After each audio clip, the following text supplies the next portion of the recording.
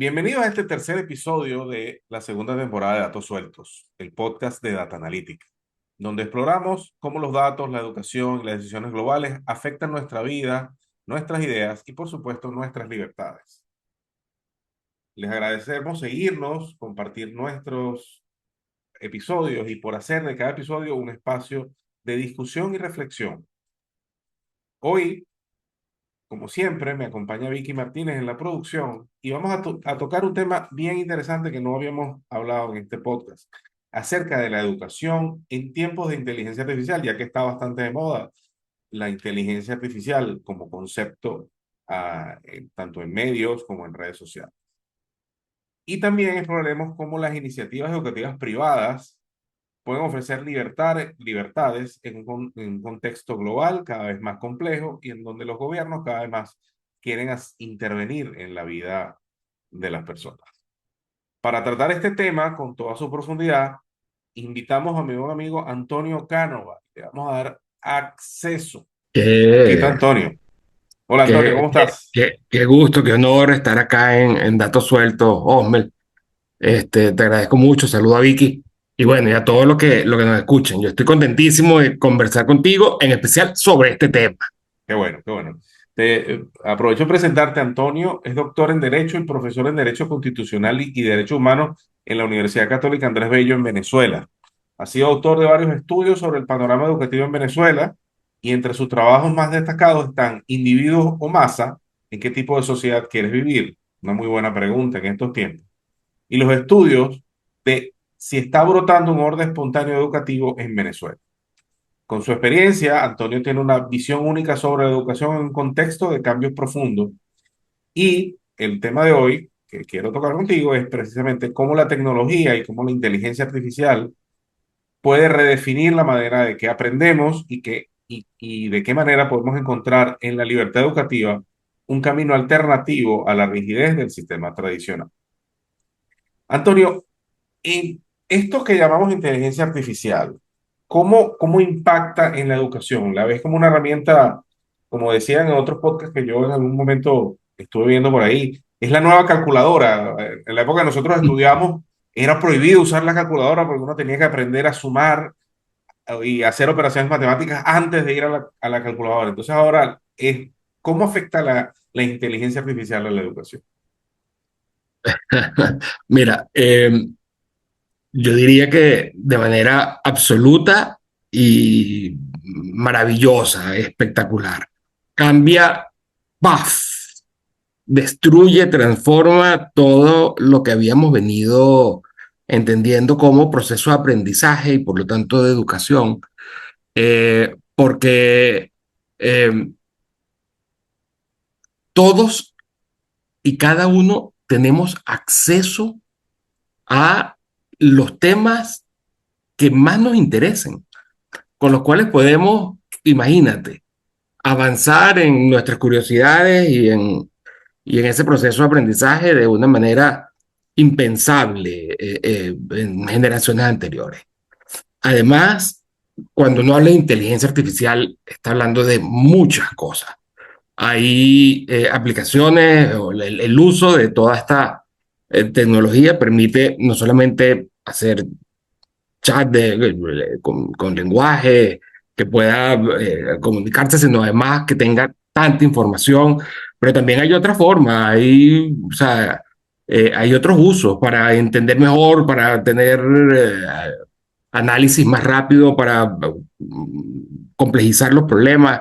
Es decir, eh, y todo eso maravilloso, ese mundo que hay, que se nos abre, disponible para todos.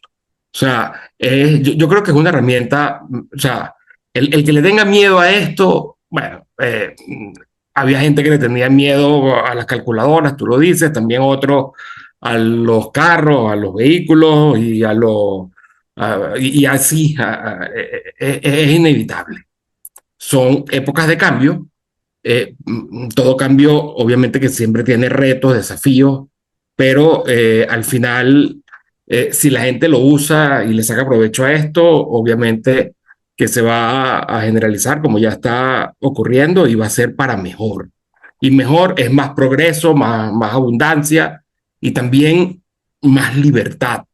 Porque por más que se intenten utilizar estas herramientas para coartar la libertad, realmente lo que hay aquí es, bueno, un poder descentralizado e indetenible. Así que yo soy muy optimista en ese sentido y sí, creo que la inteligencia artificial va a cambiar totalmente el panorama educativo, va a convertirlo en aprendizaje. Yo soy también algo optimista en eso, pero yo creo que tengo un pero ahí y quería ver tu opinión.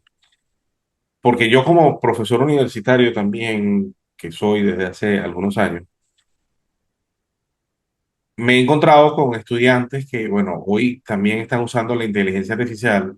Muchas veces me da mucha risa que los estudiantes jóvenes creen que uno, como uno es mayor, uno no usa o no sabe identificar cuando hacen mal uso de la inteligencia artificial para copiarse o para hacer trabajos sin mayor opinión. Pero entonces ahí es mi preocupación al respecto del uso, más que de la propia herramienta.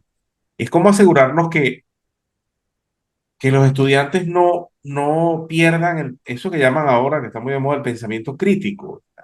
Y, por ejemplo, yo desde hace muchos años en mis clases intento usar este método que se llama método socrático para obligar a los estudiantes a pensar, no solo a memorizar, porque nosotros que venimos de un método educativo en donde la estrategia para aprobar era memorizar lo que el profesor te decía, eh, ya con la inteligencia artificial no tienes que memorizar, tienes toda la información disponible. Eso está muy bien, pero ¿cómo hacemos que el uso de esta herramienta o intentar guiar a los estudiantes para que al usar esta herramienta no inhiban ni su creatividad ni su pensamiento crítico?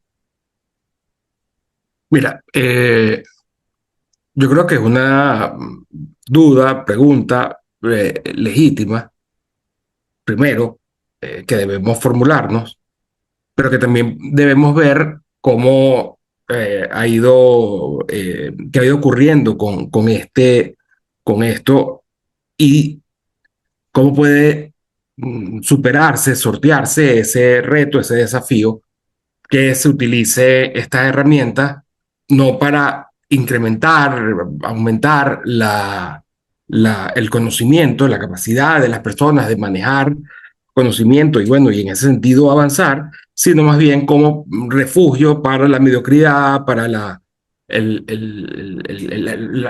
flojera al final.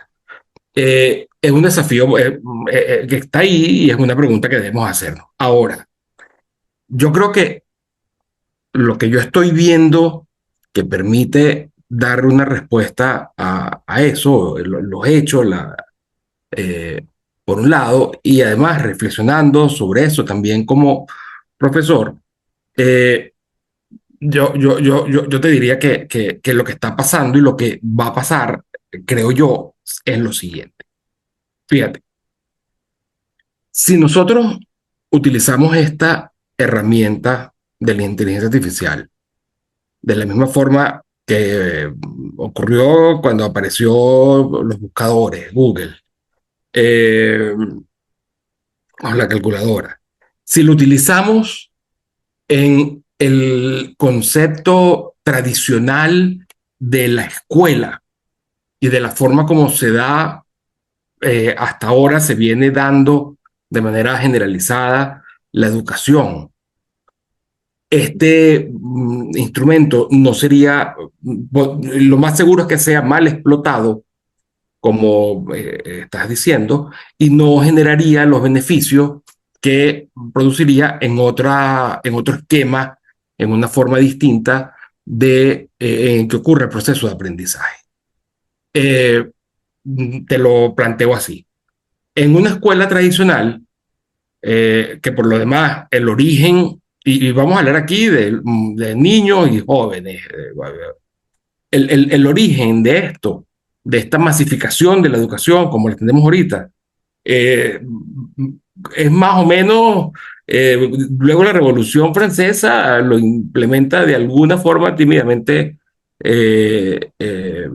Bonaparte, pero realmente son los prusianos los que llevan adelante este modelo centralizado, estatizado de educación. Exacto. Entonces es meter a unas 40 personas, que es más o menos el número de un batallón del ejército, en un salón, personas iguales, del mismo año, de la misma edad, eh, a darles una serie de contenidos que deben memorizar.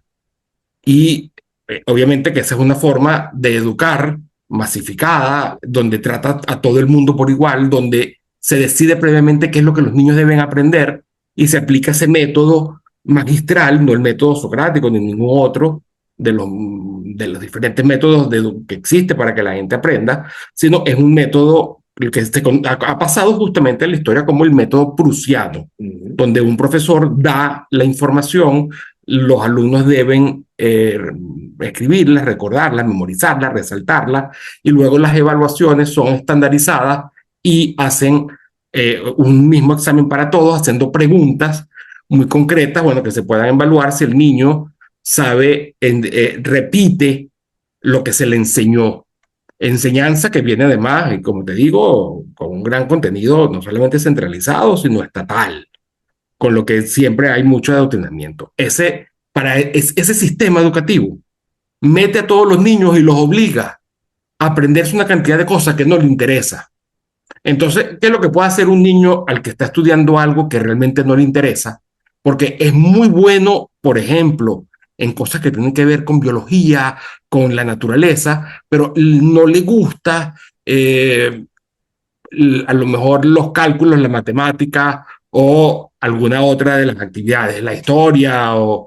Entonces, cuando lo pones a hacer algo que no quiere, bueno, va a intentar hacer una salida fácil y entonces el trabajo que le mandes a hacer, bueno, utilizará la herramienta que tenga, copiará un libro o en este caso, gracias a la inteligencia artificial, le dará dos veces a la tecla y ya tendrá el ensayo listo, con lo que en ese sistema esta herramienta serviría para el mal. Ahora, vamos a pensar en qué sistema esta herramienta, en cambio, va a ser muy útil.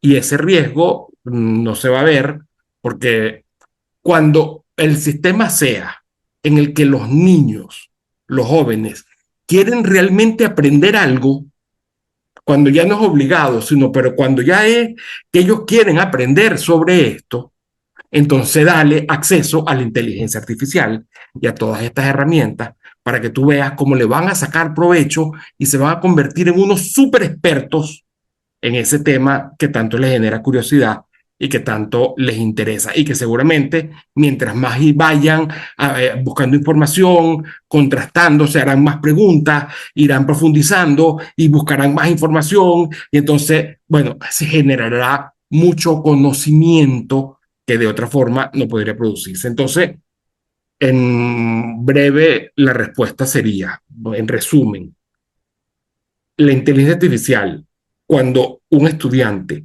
quiere aprender, cuando no es obligado, Ujú. va a ser una herramienta maravillosa. Cuando el estudiante esté obligado, va a ser una herramienta que va a facilitar al estudiante salirse del mal trago que está pasando porque le está enseñando algo que no le interesa y posiblemente que sea y que lo vea como perjudicial.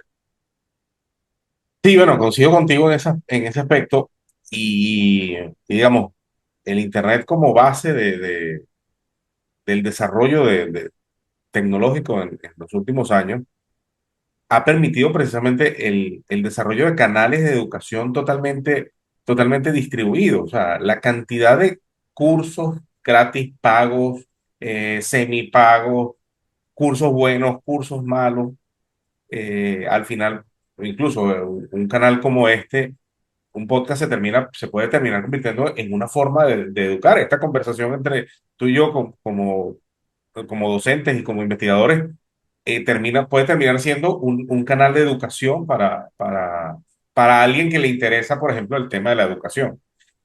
Lo que sí yo veo también, a partir de lo que tú dices, es que también va a permitir la individualización de lo que cada quien quiera aprender,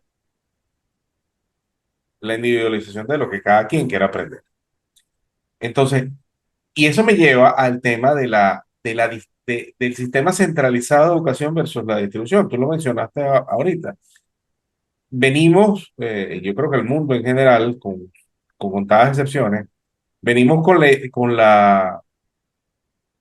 idea de que el Estado, de forma centralizada, también instituciones privadas, establecen el pensum, como dices tú, y cual ejército, siguiendo el modelo prusiano, estudian 40 personas durante una cantidad de años y lo que termina pasando es que la vida en la vida profesional ya eso no es así, ¿no? Entonces, yo veo que muchos estudiantes se frustran cuando llegan a su vida profesional precisamente porque no entienden el cambio entre lo que vivieron en 15 20 años de educación formal, que es lo que uno pasa los 10 15 años entre primaria y bachillerato hasta que llegas a la universidad, también con la idea de que asociar la autoridad con conocimiento, porque el maestro en el aula es la autoridad y además se sabe la verdad. Y para yo aprobar, tengo que aprenderme la verdad que me dice el profesor para repetirla.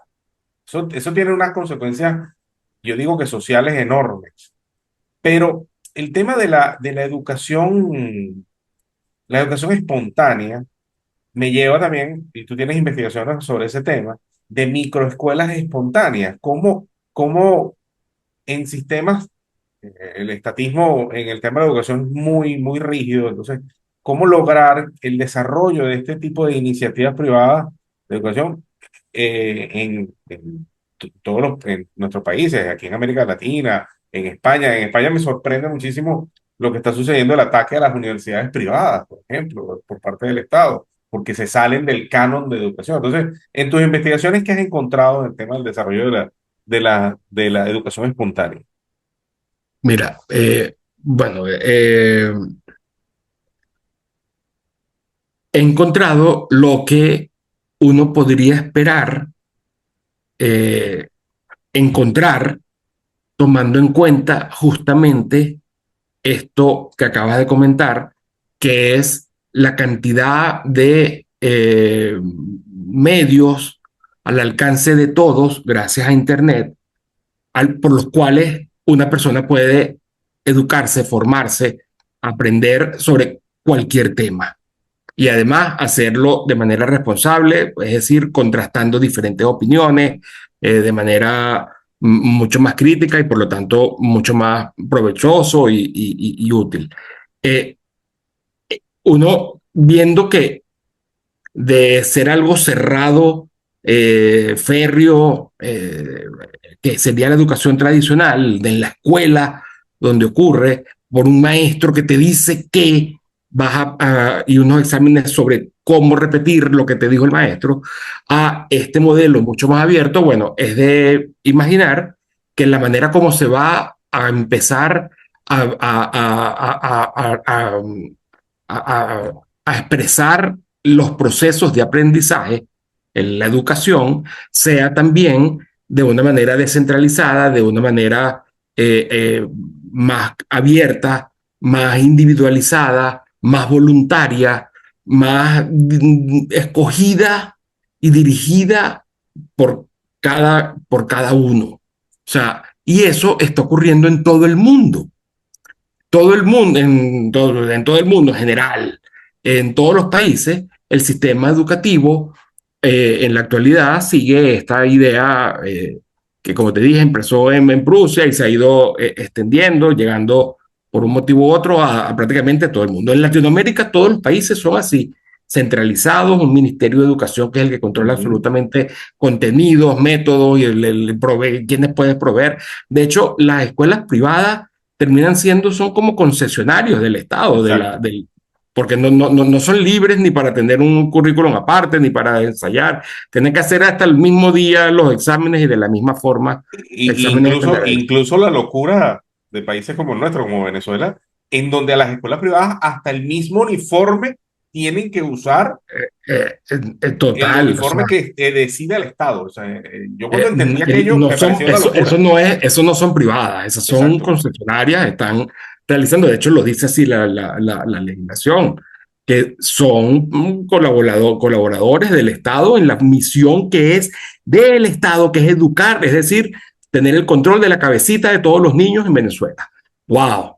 Miren, obviamente que ese modelo, frente a esta forma como está ahorita el conocimiento de difundido, esparcido, dividido por toda, nada más y nada menos que ese mundo virtual del cual somos parte, bueno, trae como consecuencias que se observe también una división, una aparición de nuevos prestadores del servicio o nuevas fuentes de donde las personas absorben información y por lo tanto aprenden. Eso es normal que ocurra y lo que está ocurriendo en todos los aspectos, en todos los países, en especial en los países más pobres, también está ocurriendo en Venezuela. Nosotros, esta investigación de la que tú hablas, la hicimos en el 2021 para ver si había una educación alternativa frente a, bueno, lo ineficiente y este aspecto centralizado, masificado del sistema educativo venezolano. Y si nos conseguimos en Petare, que fue donde hicimos la primera investigación en el 2021, que el 39% de los niños que vivían y que estudiaban en Petare acudían además a unos centros de pedagógicos, casas de tareas dirigidas, le dicen algunos, centros de aprendizaje informales, privados, pagos, en Petare, casi el 40% de los niños. Entonces, y eso en otros países se ha visto que existe y que va alrededor del 60-70% de los niños. En la India, hay millones de niños que se educan así. E incluso uno ve como en otros lugares, concretamente en los Estados Unidos, es increíble lo que está pasando. En los Estados Unidos el sistema educativo está dividiéndose y cayéndose pedacitos. Y en buena medida es por estas alternativas que están surgiendo. En Estados Unidos ya son legales, formalizadas, que permiten a las personas educarse por sí mismos o educarse en lugares muy específicos, como podrían ser estas microescuelas que están brotando por todos lados. Entonces, en Venezuela investigamos, en Petare existía. Y no fuimos a investigar si existe en Petare y existe en todos lados, porque los que han analizado este fenómeno a nivel mundial dice que es ubicuo, está en todos lados, que también es escalable, que puede crecer mucho más y mientras mejores condiciones haya más crece. Fuimos a otra ciudad, nos fuimos 230 kilómetros de Petare hacia el centro y en Carabobo, en las montañas. Escogimos una ciudad, Montalbán de Carabobo, y allí analizamos también qué es lo que estaba ocurriendo, cómo se iban educando los niños de ese lugar empobrecido de manera, bueno, cruel. Y lo que conseguimos fue eso, muchas microescuelas, muchos centros pedagógicos, muchas casas de tareas dirigidas, donde cuando metemos la lupa, vemos que los niños ahí es que están aprendiendo y que los niños ahí justamente quieren ir porque se sienten bien y que esos son los lugares de encuentro y de verdadero crecimiento, tanto en conocimientos como en contacto social con otros niños, que entonces ya no son todos de la misma edad, sino que son de diferentes edades, conviven entre ellos, comparten, son grupos pequeños. La directora, la maestra, la docente suele ser algo más que una mera docente y se involucra en la vida de los niños. Los niños van y vuelven a ir al año siguiente con los que son como unas tutoras. La mayoría, bueno, el 90 y tanto% de las investigaciones que hemos hecho son mujeres. Entonces, este fenómeno está allí y está en todo el mundo. Y es una forma de expresión, de manifestación de este cambio mayor que el que tú estás comentando, donde entra todo el Internet, la inteligencia artificial y toda, bueno, esos plataformas, canales de conocimiento, de difusión del conocimiento, este podcast maravilloso que tienes tú, y que bueno, que hace que haga ver vetusto, desfasado el sistema educativo formal masificado, estandarizado, inútil, que si no es porque fuese, es obligatorio, la gente no iría para allá, si no es porque tiene el monopolio de la titulación, de los títulos, de la certificación, nadie, ninguna mamá llevaría a su hijo teniendo otras alternativas. Así que eso fue lo que conseguimos y es algo que está en crecimiento y es algo que eh, va escalando y generalizándose y mientras y ganando apoyo. En los Estados Unidos se ha visto, ya prácticamente el 80% de los padres está de acuerdo con mecanismos, sistemas de libertad educativa. el libro educativo. Es decir, ya es una idea que ya está, eh, eh, o sea, ya se está convirtiendo cada día más en la idea principal cuando se hable de educación. Así que ese cambio está allí y el que no lo vea se Sí, se queda queda atrás. atrás Yo me imagino que una de tus fuentes de donde sustentaste tus investigaciones fue James Tully, del famoso libro aquel de The Beautiful Tree, el bello árbol. Y yo cuando leí aquel libro y entendí, o sea, el tema de la libertad educativa, eh, después tuve la suerte de estudiar mi programa doctoral con Juan Carlos Kachanowski, fallecido Juan Carlos Kachanowski. Y Juan Carlos, una de las cosas que hizo cuando nadie daba clases virtuales fue precisamente iniciar una idea de programas de formación virtuales con titulación.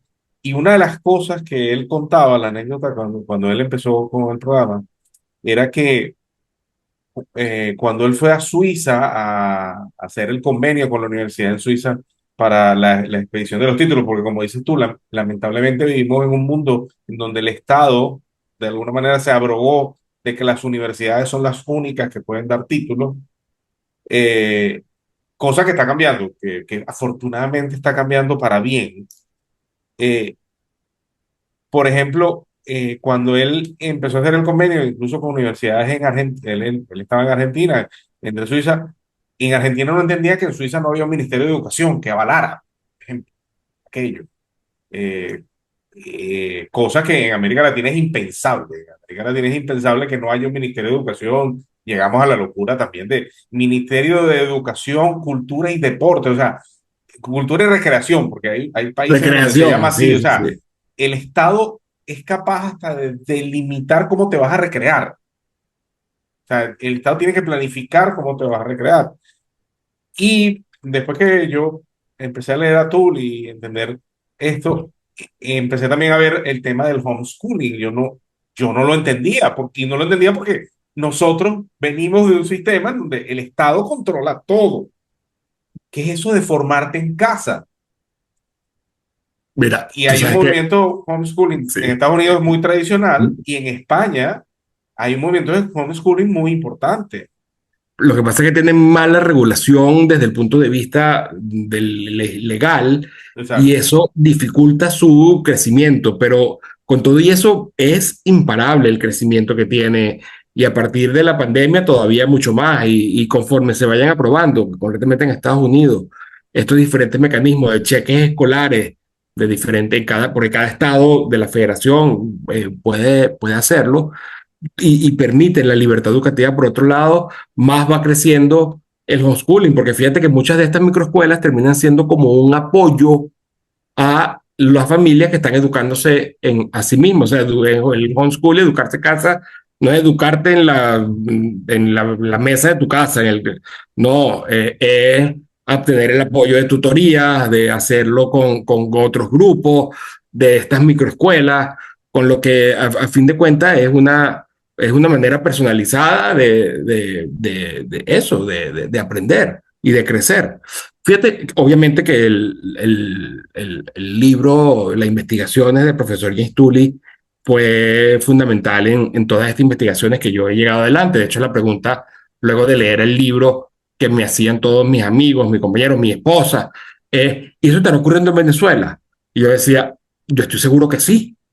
Lo que vamos a ver si es verdad. Y entonces fue que nos fuimos a investigar y recorrimos en Petare dos o tres zonas muy populosas, hicimos encuestas y luego nos fuimos a Montalbán y recorrimos calle por calle, tanto en la zona central como en los sectores foráneos, y vimos, bueno, y conseguimos las 63 microescuelas en ese municipio. O sea, ninguna de las directoras de esas microescuelas sabía que habían otras 62 haciendo lo mismo que ella. Más o menos todas funcionan con el mismo sistema, tanto en Montalbán como en Petare, y nunca se pusieron de acuerdo, con lo que consiguió Tuli en países africanos, en la India, en la India. está ocurriendo también en Venezuela, y yo lo veo, esta aparición, brote espontáneo de microescuelas, espontáneo porque no es previsto ni planificado por nadie. Yo no las creé, yo no las inventé, yo simplemente lo que hice fue hacer estudios empíricos de campo y ver que estaban allí, meterle el ojo a ver qué es lo que hacían y entonces describir lo que están haciendo. Esas investigaciones están disponibles en Internet. Este, y bueno, fíjense, ahí está la base, la semilla de lo que podría ser un nuevo modelo educativo o un modelo educativo libre, abierto, donde haya diferentes posibilidades, entre otras estas de las escuelas, de las microescuelas o de las tutorías privadas, una educación mucho más individualizada, más a la demanda de la necesidad de cada alumno, y que como alternativa está demostrando que es muy buena. De hecho, en la mayoría de los países en los que se ve los efectos beneficiosos de todos estos sistemas, de estos mecanismos abiertos educativos desde todo punto de vista. Lo son. Con lo que sí, el profesor Nistuli, de hecho yo he conversado con él en varias ocasiones, él está de lo más interesado en ver lo que ocurre en Venezuela y en Latinoamérica como tal. Y bueno, es un sistema libre que está allí, eh, que ha brotado solo y que está allí porque los padres, las madres, en especial las madres y las abuelitas, Osmel, las abuelitas que quieren lo mejor para sus nietos, son las que buscan estas alternativas para que sus niños se terminen de formar, y más cuando los ven que están aprendiendo y que están interesados y que son más Exacto. curiosos y que están contentos y que quieren ir. Los niños normalmente inventan que se enferman para no ir para la Para escuela, no ir a la pero escuela. para estas escuelitas van felices, más bien esperando que sea la hora para hacer llueve, trueno, relampaguee para ir a veces con su maestra, con sus amiguitos, porque están habiendo cosas que el niño sí que cree y bueno, le interesa.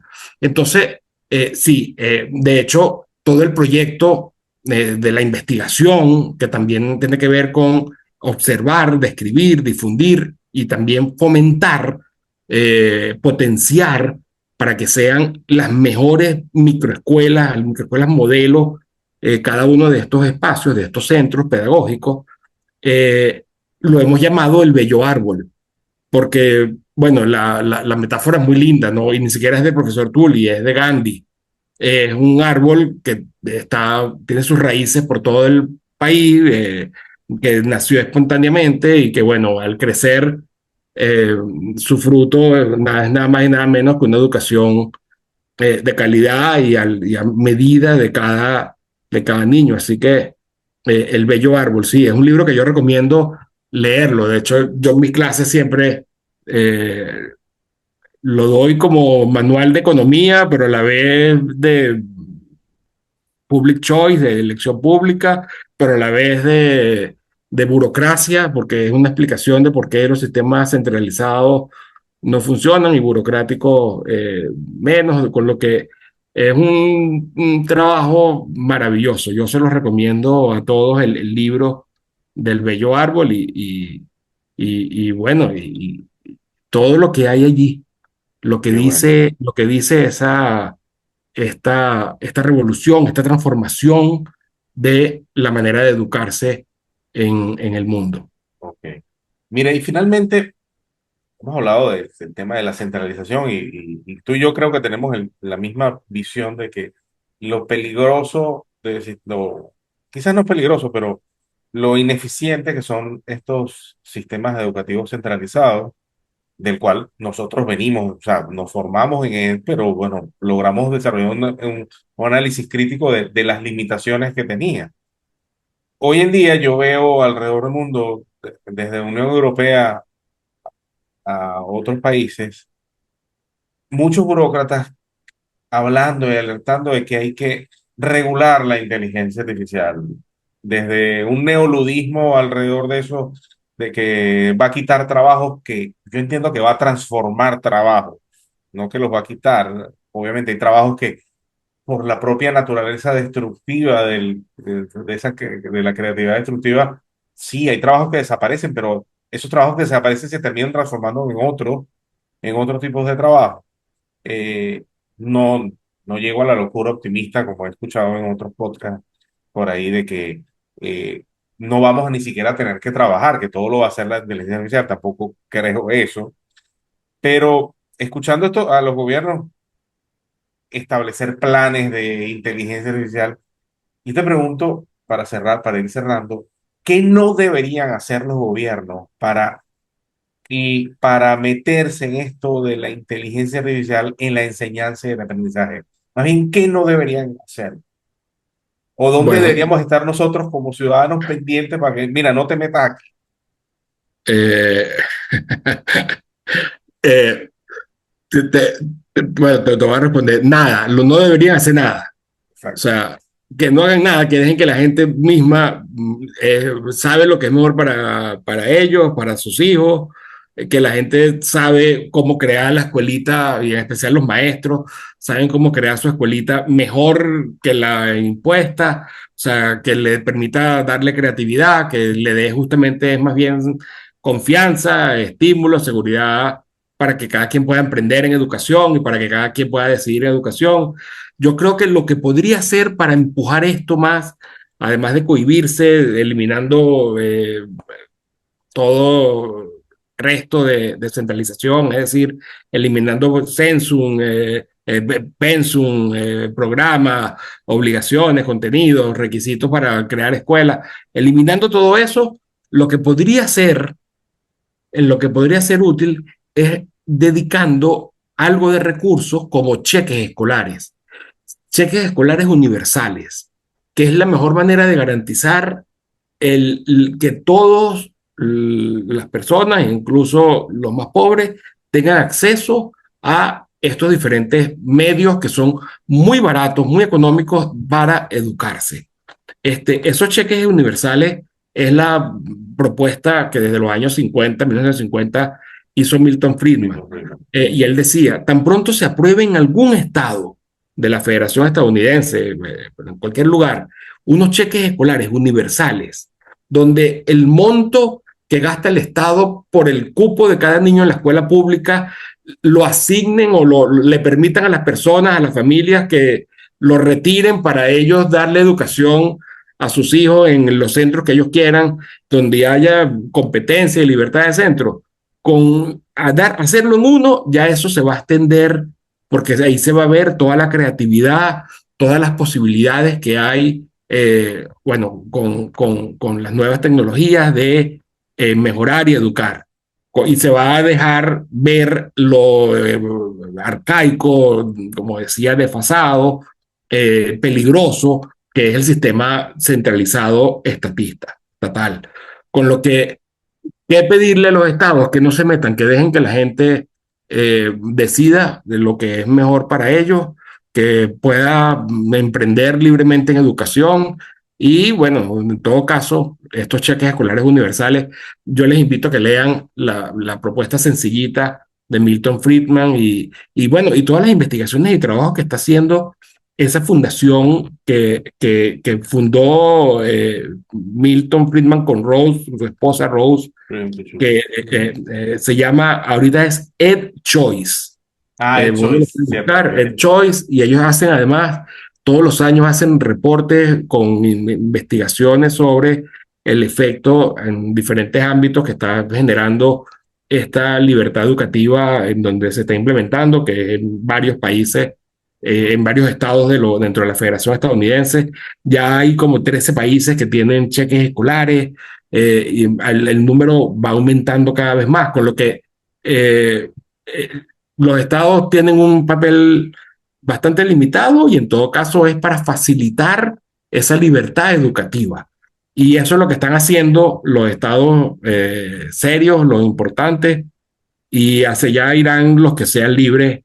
Un Estado que quiera tener a su población condenada, limitada, obediente, empobrecida para poderla manejar y que sea dependiente de los gobiernos, no va a permitir la libertad educativa. Pero un Estado que quiera el florecimiento de sus niños, la mejora, el progreso en libertad, van a ir saliendo de los esquemas centralizados, estatizados de educación hacia sistemas más abiertos, más eh, inclusivos y por lo tanto que hagan uso de toda esta tecnología y de la inteligencia artificial. Muy bien, Antonio. Bueno, llegamos al final de este episodio. Antonio, yo te agradezco bastante lo que conversamos, que me parece muy interesante, coincidimos en muchos aspectos. Y a quienes nos escuchan, gracias por acompañarnos en este nuevo episodio. Les recuerdo siempre seguirnos en nuestras redes sociales, @Data Analítica, @Datos Sueltos Podcast. Suscribirse a nuestros canales en las plataformas de podcast y en YouTube. Muchísimas gracias, Antonio, nuevamente en el espacio. Como siempre, Vicky Martínez nos acompaña y nos vemos en el próximo episodio de Datos Sueltos.